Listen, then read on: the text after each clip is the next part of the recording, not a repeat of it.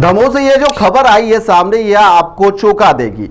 किसी Hollywood film की जासूसी वाली फिल्म से कम बिल्कुल यह कहानी नहीं है। बस फर्क इतना सा इस फिल्म के अंदर कि यहाँ पर जो जेम्स बॉन्ड है वह कोई जेम्स बॉन्ड नहीं बल्कि एक जुगाड़ू बाबू है, जो मुख्य भूमिका में किरदार निभा रहा है। मध्य प्रदेश की राजनीति और प्रशासन में हमने कई प्रकार के घोटाले देखे, कई तरह के अभी चल भी रहे हैं, लेकिन दमोह से जो कुछ निकलकर तस्वीरें सामने आई उसने जासूसी की दुनिया के बड़े बड़े दिग्गजों को भी फेल कर दिया है।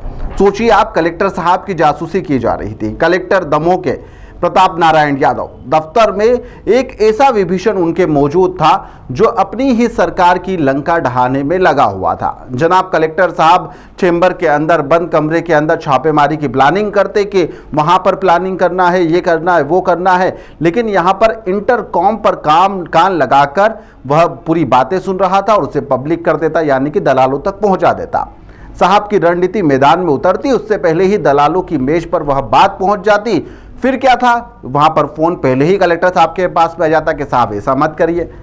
जी हां, सोचिए आप कि दमोह के जो कलेक्टर हैं वह अपने चेंबर में बैठकर जो भी बात करते वह बात पहुंच जाती, और उसके बाद में वह भी हैरान। किसी भ्रष्ट विभाग पर यहां पर बिजली गिराने की तैयारी की जा रही थी, वह सोचते उससे पहले साहब का फोन बज जाता कि साहब यहां पर क्या आप हमारे दफ्तर में आ रहे हैं, चाय ठंडी हो रही है, प्लीज आ जाइएगा आप, हम बैठकर बात कर लेंगे।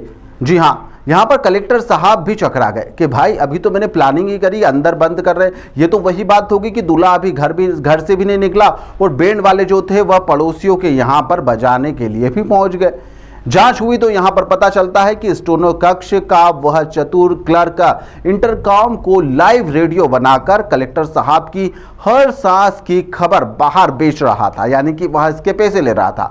इस कहानी का मजेदार मोड़ तब सामने आया जब कलेक्टर साहब ने खुद जासूस बनने का फैसला कर लिया कि अब इसका फैसला तो मैं ही करूंगा और मैं ही पता लगाऊंगा कि आखिरकार हो कैसे रहा है। साहब ने यहां पर चेंबर में टीवी की आवाज फुल कर दी और फिर दबे पांव स्टोनो कक्ष के अंदर छापा भी मार दिया।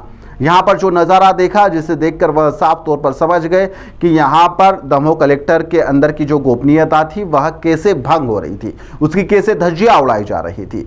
बाबू साहब इंटरकॉम का ऐसा दुरुपयोग कर रहे थे कि अगर उन्हें रो के अंदर भेज दिया जाता तो शायद से यहां पर देश का भला भी हो जाता, लेकिन उन्होंने यहां पर अपनी प्रतिभा का जो इस्तेमाल है वह सेटिंग, पैसे कमाने और स्वार्थ को सिद्ध करने के अंदर लगा दिया। यहां पर कलेक्टर प्रताप नारायण यादव ने इस मामले में कड़ा रुख अपनाते हुए जासूस बाबू को सस्पेंड कर दिया है। इसके साथ ही यहां पर जो सहायक स्टेनो है उसकी भी छुट्टी कर दी गई है, उसे मूल विभाग भेज दिया गया है। दोनों डिवाइस जब्त कर दी गई है। अभी आप मेज पर रखी हुई देख भी रहे होंगे, लेकिन सवाल यही है कि यह खेल कितने समय से चल रहा था और कितनी फाइलों को लेकर यह खेल चला। यह तो वह कितनी जांचें यहाँ पर हो रही थी, कितने भ्रष्टाचारियों को खिलाफ यहाँ पर इंटरकॉम के द्वारा यह जासूसी की गई और पहले ही उन्हें बचा लिया गया, यानी कि जो योजना बन रही थी वह धरी के धरी रह गई। यह घटना बता रही थी कि यहाँ पर सिस्टम के अंदर बैठे कुछ दिमाग पूरे प्रशासन को खोखला लगातार कर रहे हैं। यह तो दमोह की बात रही, इसके अलावा भी कहीं और यह भी सब हो रहा होगा। पहले दमोह में क्या कुछ हुआ, कलेक्टर साहब की जुबानी सुन लीजिए। द्वारा आकाशवाणी निरीक्षण की प्लानिंग की जा रही थी और अधिकारी यहाँ बैठे हुए थे, उनसे चर्चा कर रहे थे। इसी बीच हमें कहीं से फोन आया कि सर आप आज यहाँ आने वाले हैं, तो हमें संदेह व्यक्त हुआ कि भाई अभी कोई बाहर गया नहीं है, किसी को बताया नहीं कि हमारी क्या प्लानिंग है और इनको कैसे पता चलेगा कि साहब यहाँ आने वाले हैं। तो हमें संदेह हुआ, इसी संदेह को दृष्टिगत रखते हुए हमने तत्काल यहाँ फोन देखा, यहाँ ठीक था, आगे बढ़े कोर्ट में गए, कोर्ट में भी ठीक था, आगे गए और जहाँ जहाँ इसका कनेक्शन है सब जगह देखा, फिर पीए कक्ष में गए और हम उस मोबाइल को यहाँ पे न्यूज चला करके तेज आवाज में करके गए ताकि कि पता चले कि इसकी आवाज आखिर आ कहाँ रही है। जब वहाँ हमने फोन उठाया, वहाँ देखा तो पूरी जो यहाँ न्यूज चल रही थी, फोन यहाँ बंद था, कोई यूज नहीं हो रहा था, इसके बावजूद भी पूरी आवाज वहाँ क्लियर सुनाई दे रही थी। तब हमने तत्काल जो उस सीट पर बैठते थे उनको सचिन खरे को तत्काल निलंबित किया और साथ ही जो कर्मचारी लंबे समय से यहाँ पदस्थ थे उनको तत्काल यहाँ से बाहर करके मूल विभाग को भेज दिया है और जो टेलीफोन थे दोनों को सील करा दिया गया है। अब इसकी जांच के लिए अपन संबंधित एजेंसी को भेजेंगे और इसमें जो आएगा उसके आधार पर आगे कार्रवाई की जाएगी। क्या लगता है कई वर्षों से ये प्रक्रिया चल रही थी, लेकिन जो हमें संज्ञान में आया तत्काल हमने उस पर एक्शन लिया और कार्रवाई करके भंडाफोड़ किया।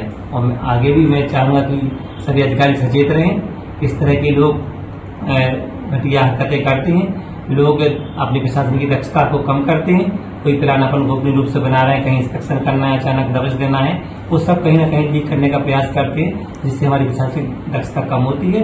तो इसलिए सभी लोग सतर्क करके काम करें। प्रदेश के कलेक्टरों के कान इस पूरे मामले में खड़े हो गए हैं, सभी कलेक्टरों के। अब साहब लोग चेंबर में बात करने से पहले शायद से दीवारों को चेक करेंगे कि इस दीवार के अंदर कोई कान तो नहीं लगे।